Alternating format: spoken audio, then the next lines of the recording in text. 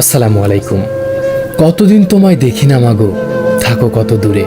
প্রবাস জীবন লাগে না ভালো তোমার কোল ছেড়ে। প্রবাসী মানেই নিঃসঙ্গতা আর চোখের জলে বালিশ ভেজানোর এক কমন গল্প। কেউ প্রবাস জীবন বেছে নেয় নিজের ক্যারিয়ারের জন্য, আবার কেউ বা নিজের পরিবারের জন্য। প্রতিটা প্রবাসী রাতে এটা ভেবে ঘুমায়, হয়তো সকালে দেশ থেকে তার পরিবারের কেউ একজন ফোন করে বলবে, তোর আর বিদেশ থাকা লাগবে না, তুই দেশে ফিরে আয়, এখানে কিছু একটা করে খাবি। প্রতিটা প্রবাসী ওখানে গায়ের রক্ত ঘাম করে ঝরায়, আর সেই প্রবাসীর বউ বাচ্চা ছোট ভাইয়েরা সেই টাকা দু হাতে ওড়ায়। কি পায় একটা প্রবাসী বলতে পারো? না পায় পরিবার পরিজন, না জুটে একটু আদর ভালোবাসা, এমনকি নিজের খাবারটা পর্যন্ত নিজে হাত পুড়িয়ে রান্না করে খেতে হয়। পাঠ্য বইয়ে প্রবাসীদের রেমিটেন্স যোদ্ধা বলা হলেও দেশে নেই তাদের কোনো ভাতার ব্যবস্থা, নেই কোনো মৃত্যু পরবর্তী তার পরিবারের দায়িত্ব নেবার সরকারি নিশ্চয়তা। দেশে ৭১-এর মুক্তিযোদ্ধাদের কোটা আছে, সম্মাননা পুরস্কার আছে, কিন্তু যারা আজও দেশের উন্নয়নে পরোক্ষভাবে নিজের গায়ে রক্ত ঝরিয়ে যাচ্ছে, তাদের সন্তানরা তো কোনো কোটা পাচ্ছে না।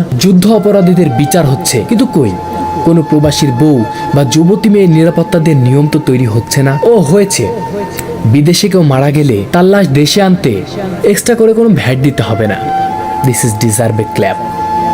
আমরা তো দেশে একবার মরি, আর ওরা প্রতিনিয়ত মরে। আরে ওরা কোনো টাকা কামানোর মেশিন নয়, পরিবারের এটা বোঝা উচিত। আমার ছেলে প্রবাসে আছে, এটা গর্বের নয়।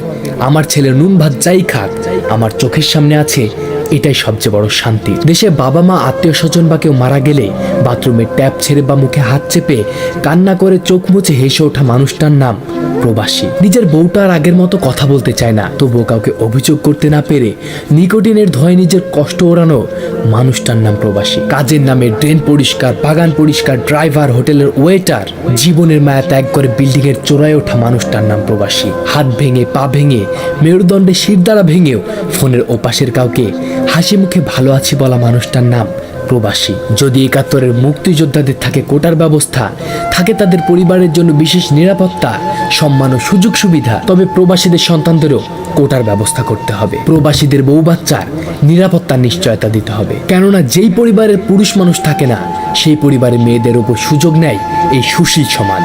কে দেবে তাদের নিরাপত্তা? সরি, যে দেশে ধর্ষণেরই বিচার হয় না, সেই দেশে নাকি আবার প্রবাসীদের পরিবারের নিশ্চয়তা। ব্যাপারটা হাস্যকর।